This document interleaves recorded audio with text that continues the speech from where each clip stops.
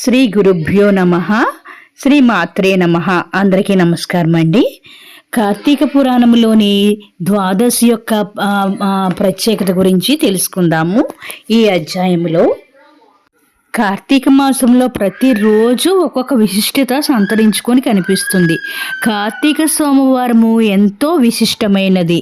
కార్తీక శని త్రయోదశి 100 రెట్లు, కార్తీక పౌర్ణమి 1000 రెట్లు, శుక్లపాడ్యమి 1,00,000 రెట్లు, ఏకాదశి 1,00,000 రెట్లు, ద్వాదశి అనంతమైన పుణ్యఫలాలను అందిస్తుందని జనక మహారాజుతో వశిష్ఠ మహర్షి చెబుతారు. ద్వాదశి రోజున చేసే దానం వలన కలిగే ఫలితాలు మాటల్లో చెప్పలేము. ఆ రోజున ఆవును దూడను బ్రాహ్మణుడికి దానం ఇవ్వడం వలన ఆవు శరీరంపై ఎన్ని రోమాలు ఉన్నాయో అన్ని వేల సంవత్సరాలు స్వర్గములో ఉంటారని అంటారు. కార్తీక ద్వాదశి రోజున శాలగ్రామ దానం చేయాలి. ఆ విధంగా చేయడం వలన ఎలాంటి ఫలితం కలుగుతుందనే విషయానికి సంబంధించిన ఒక కథ వశిష్ఠ మహర్షి జనక మహారాజుకు చెప్పడం మొదలు పెడతారు. పూర్వం గోదావరి తీరంలో ఒక వైశ్యుడు ఉండేవాడు. ఆయన చాలా పిసినారి. ఊర్లో వాళ్ళకి అప్పులు ఇస్తూ అధిక వడ్డీలు ఊర్లో వాళ్ళు తీసుకున్న అప్పు నుంచి చాలా వడ్డీ వసూలు చేస్తూ ఉండేవాడు. ఎంతటి సిరి సంపదలు ఉన్నప్పటికీ ఆయన ఎవరికి ఎటువంటి సహాయము చేసేవాడు కాదు. దైవ కార్యాల వైపు కన్నెత్తి కూడా చూడలేదు. ఏ రోజుకి ఆ రోజు ఎంత లాభం వచ్చిందని లెక్కలు వేసుకుంటూ ఉండేవాడు. ఊర్లో వాళ్ళలో చాలా మంది ఆయన దగ్గరకు వచ్చి అప్పు తీసుకున్న వారే కనుక ఆయనకు ఎదురు మాట్లాడే ధైర్యము ఎవ్వరికీ ఉండేది కాదు. అలా మాట్లాడితే తాము తీసుకున్న డబ్బు తిరిగి ఇచ్చేయమని ఒత్తిడి చేస్తాడని భయపడుతూ ఉండేవారు. దాంతో వైద్యుడికి మరింత కటువుగా వ్యవహరిస్తూ ఉండేవాడు. ఒక రోజున ఒక బ్రాహ్మణుడి దగ్గర అప్పులు వసూలు చేయడానికి వెళతాడు. ఉన్న ఫలంగా తన డబ్బు చెల్లించమని, లేదంటే ఉరి వేసుకోమంటూ ఆగ్రహాన్ని వ్యక్తం చేస్తాడు ఆ వైశ్యుడు. ప్రస్తుతం తన దగ్గర డబ్బు లేదని, అప్పు ఎగ్గొట్టాలనే ఆలోచన కూడా లేదని ఆ బ్రాహ్మణుడు చెబుతాడు. కొంత గడువు ఇవ్వమని కోరతాడు. ఇంతకాలము ఆగడమే ఎక్కువని, ఇక నిరీక్షించడం తన వల్ల కాదని మర్యాదగా డబ్బు చెల్లించమని ఆ వైశ్యుడు పట్టుపడతాడు. ఇప్పటికిప్పుడు తాను ఎక్కడి నుంచి తెచ్చేది, ఎవరు ఇస్తారు అంటూ ఆ బ్రాహ్మణుడు నిస్సహాయతను ప్రదర్శిస్తాడు. కొంత సమయం ఇస్తే అనా పైసలతో సహా ఇచ్చుకుంటానని ప్రాధేయపడతాడు. అయినా ఆ వైశ్యుడు వినిపించుకోకుండా ఆ బ్రాహ్మణుడి ఇంటి ముందు చిందులు తొక్కుతూ అనేక రకాలుగా తిడుతూ చివరికి ఆవేశాన్ని అణుచుకోలేక కొడతాడు. ఊహించని ఆ దెబ్బకి బ్రాహ్మణుడు అక్కడికక్కడే చనిపోతాడు. ఆ బ్రాహ్మణుడు తన దెబ్బకి చనిపోవడం చూసి ఆ వైశ్యుడు భయపడిపోతాడు. ఈ సంఘటన ఎవరైనా చూసారేమో అని అటు ఇటు చూశాడు. ఒకవేళ ఎవరైనా చూసినా తానంటే ఉన్న భయం కారణంగా ఎవ్వరికీ చెప్పరని ధైర్యంతో అక్కడి నుంచి వెళ్ళిపోయాడు. అయితే ఒకవేళ ఎవరైనా న్యాయాధికారితో చెబితే తన పరిస్థితి ఏమిటనే భయం ఆయన్ని వెంటాడుతూనే ఉంటుంది. ఎవరు ఏ సమయంలో వచ్చి ఆ హత్య గురించి అడుగుతారోనని కంగారు పడుతూ చాలా కాలం గడుపుతాడు. ఆ తరువాత కొంతకాలానికి ఆ వైశ్యుడు చనిపోతాడు. వ్యాపారం పేరుతో ఎంతో మందిని ఎన్నో రకాలుగా పీడించిన ఆ వైశ్యునికి యమభటులు యమలోకానికి తీసుకువెళ్తారు. యమధర్మరాజు ఆయన పాపాల చిట్టాను పరిశీలించి రౌరవాది నరకాలు అనుభవించేలా చేయమని ఆదేశిస్తాడు. దాంతో ఆ వైశ్యుడికి అత్యంత భయంకరమైన బాధాకరమైన శిక్షలు అమలు జరుగుతాయి. నరకములో ఇంతటి బాధలు అనుభవించవలసి ఉంటుందని తెలిస్తే అంతటి ఘోరాలు చేసి ఉండేవాడిని కాదంటూ అని విచారిస్తూ ఆ వైశ్యుడు ఆ శిక్షలను అనుభవిస్తూ ఉండేవాడు. ఆ వైశ్యుడికి ధర్మవీరుడు అనే ఒక కొడుకు ఉండేవాడు. ఆ యువకుడు తండ్రి వలె కాకుండా ఎంతో ఉదార స్వభావంతో వ్యవహరిస్తూ ఉండేవాడు. దైవ కార్యాలు నిర్వహించడమే కాకుండా ప్రజలకు ఉపయోగపడే బావులు, చెరువులు త్రవ్విస్తూ ఉండేవాడు. వ్యాపారం చేస్తున్నప్పటికీ ధర్మం తప్పకుండా నడుచుకుంటూ ఉండేవాడు. ఎవరు ఎలాంటి అవసరాల్లో ఉన్నా ఆపదలో ఉన్నా ఆదుకుంటూ ఉండేవాడు. అలాంటి ధర్మవీరుడు ఒక రోజున ధర్మవీరుడి దగ్గరికి ఒక రోజున నారద మహర్షి వస్తాడు. సాక్షాత్తు నారదుడు తన ఇంటికి రావడం ధర్మవీరుడికి ఆశ్చర్యాన్ని కలిగిస్తుంది. నారద మహర్షిని సాధారణంగా ఆహ్వానించి తన ఇల్లు పావనమైందని, తన జన్మ ధన్యమైందని అంటారు. నారద మహర్షి నుంచి అనేక ఆధ్యాత్మికమైన విషయాలు అతను తెలుసుకుంటాడు. ఆ సమయంలోనే అతనికి కార్తీక మాసము యొక్క విశిష్టత గురించి నారదుడు చెబుతాడు. కార్తీక మాసంలో స్నాన, దాన, జప, దీపారాధన ఫలితాల గురించి ప్రస్తావిస్తాడు. కార్తీక ద్వాదశి రోజున చేయవలసిన దానాలను గురించి వివరిస్తాడు. కార్తీక ద్వాదశి రోజున సాలగ్రామ దానము చేయమని, ఆ దాన ఫలితంగా అతని తండ్రి నరకలోకం నుంచి విముక్తి కలుగుతుందని చెబుతాడు.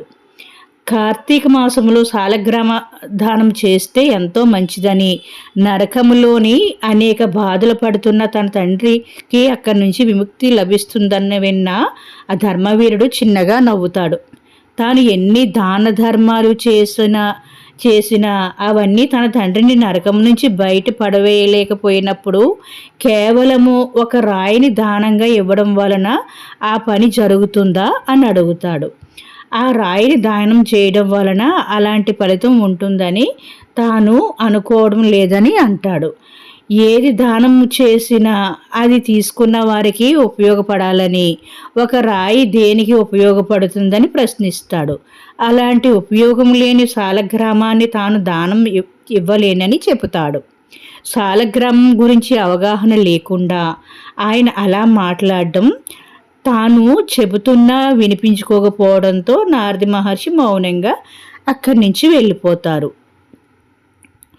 సాలగ్రామం గురించి అవమానంగా మాట్లాడడం వలన ఆ పాపం ధర్మవీరుడి ఖాతాలోకి చేరిపోతుంది. ఫలితంగా ధర్మవీరుడు పులిగా, కోతిగా, ఆంబోతిగా అనేక జన్మలెత్తుతాడు. ఒక బ్రాహ్మణుడు ఇంట స్త్రీగా జన్మించి వైధవ్యాన్ని పొందుతాడు. అప్పుడు ఆ బ్రాహ్మణుడు తన కూతురి దోషాలను తొలగించడం కోసము, ఉత్తమ జన్మలు కలగడం కోసము సాలగ్రామ దానం చేయిస్తాడు. ఆ పుణ్య విశేషం వలన తన 23వ జన్మలో ధర్మవీరుడు నియమనిష్ఠులుగా ఎరిగిన ఒక బ్రాహ్మణ కుటుంబంలో జన్మిస్తాడు. పూర్వజన్మ వాసన వలన కార్తీక ద్వాదశి రోజున ఆయన సాలగ్రామ దానం చేస్తాడు. ధర్మవీరుడు చేసిన సాలగ్రామ దానం వలన ఆయనకు అనంతమైన పుణ్య ఫలితాలు లభిస్తాయి. అప్పటి వరకు నరకలోకములో అనేక బాధలు అనుభవిస్తూ వచ్చిన వైశ్యుడు అందులో నుంచి ఆ నరక బాధల నుంచి బయటపడతాడు. తన కుమారుడు చేసిన సాలగ్రామ దానం ఫలితంగా నరకము నుంచి విముక్తిని పొంది పుణ్యలోకాలకు వెళతాడు. కార్తీక మాసంలో ద్వాదశి రోజున చేసే సాలగ్రామ దాన ఫలితము ఏ స్థాయిలో ఉంటుందో వివరించిన వశిష్ఠ మహర్షికి జనక మహారాజు భక్తి శ్రద్ధలతో నమస్కరిస్తాడు. 12వ అధ్యాయంలో కార్తీక మాసంలో ద్వాదశి రోజు చేయవలసిన సాలగ్రామ దానం గురించి తెలుసుకున్నాము. ఇప్పుడు 13వ అధ్యాయంలోకి వచ్చామండి. కార్తీక మాసంలో తప్పకుండా దానం చేయాలి. విశేషమైన దానాల వలన విశేషమైన ఫలితాలు ఉంటాయి. కార్తీకములో ఉపనయనం చేయడం చాలా మంచిది. వటువు చేసే గాయత్రి జపం వలన దాతకు సమస్త పాపాలు నశిస్తాయి. బావులు చెరువులు తవ్వించడం వలన ఎలాంటి పుణ్య ఫలితాలు కలుగుతాయో ఒక బ్రాహ్మణ బాలునికి ఉపనయనం చేయడం వలన అంతే ఫలితం కలుగుతుంది. అదేవిధంగా ఈ మాసంలో కన్యాదానం చేయడము వలన కూడా అలాంటి ఫలితమే కలుగుతుంది. అందుకు ఉదాహరణగా జనక మహారాజుకి వశిష్ఠ మహర్షి ఒక కథ చెప్పడం మొదలు పెడతారు. ద్వాపర యుగంలో వంగదేశంలో సునీరుడు అనే ఒక దుర్మార్గుడైన రాజు ఉండేవాడు. ఆయన భార్య మహా సౌందర్యవతి. దాయాదులతో పోరు కారణంగా ఆ రాజు తన రాజ్యాన్ని కోల్పోతాడు. తప్పనిసరి పరిస్థితిలో భార్యను తీసుకుని అడవులకు వెళ్ళిపోతాడు. భార్య గర్భవతి కావడంతో ఆయన నర్మదా నదీ తీరంలో ఒక పర్ణశాలను ఏర్పాటు చేసుకుని అక్కడే నివసించేవారు. అక్కడ వాళ్ళు కొత్త జీవితాన్ని ప్రారంభిస్తారు. ఆమెకు ఒక పండంటి ఆడపిల్ల జన్మిస్తుంది. ఆ పాపని వాళ్ళు ఎంతో అల్లారుముద్దుగా పెంచుతారు. ఆ అమ్మాయి యుక్త వయసులోకి వస్తుంది. సునీతుడు మొదటి నుంచి కూడా రాజభోగంలో పెరిగినవాడు.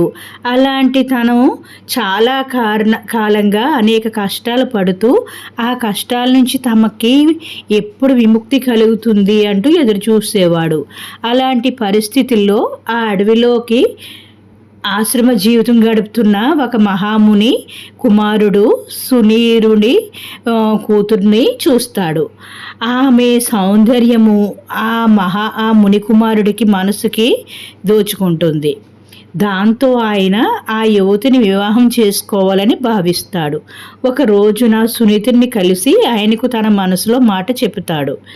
సునీతుడు చాలా కాలంగా తాను పేదరికంతో పడుతున్న బాధల గురించి చెబుతాడు. కన్యాశుల్కంగా తనకి అపారమైన ధనరాశులు సమర్పిస్తే తాను తన కూతుర్ని ఇస్తానని, లేదంటే ఇవ్వలేనని తేల్చి చెబుతాడు. ఆశ్రమ జీవితం గడుపుతున్న తన దగ్గర అంతటి ధనం ఉండదు కనుక తపస్సు ద్వారా సాధించి తీసుకువస్తానని మునికుమారుడు చెబుతాడు. అప్పటి వరకు ఆ యువతికి వేరే వారితో వివాహ ప్రయత్నం చేయవద్దని చెప్పి వెళతాడు. ఆ మరుసటి రోజు నుంచే ఆ మునికుమారుడు తపస్సుకు కూర్చుంటాడు. ఎలాగైనా సునీరుడు కూతురి వివాహం చేసుకోవాలనే పట్టుదలతో ఆ మునికుమారుడు కఠోర తపస్సు చేస్తాడు. ఆ తపస్సుతో అపారమైన ధనరాశిని సంపాదిస్తాడు. ఆ ధనరాశిని తీసుకొచ్చి సునీరుడికి కన్యాశుల్కంగా అందజేస్తాడు. దాంతో సంపద సునీరుడు తన కూతుర్ని ముని కుమారుడికి ఇచ్చి వివాహం చేస్తాడు. అతనితో తన కూతురు అత్తవారింటికి పంపించి వేస్తాడు. కన్యాశుల్కంగా వచ్చిన సంపదలతో సుఖభోగాల్ని అనుభవిస్తూ ఉంటాడు.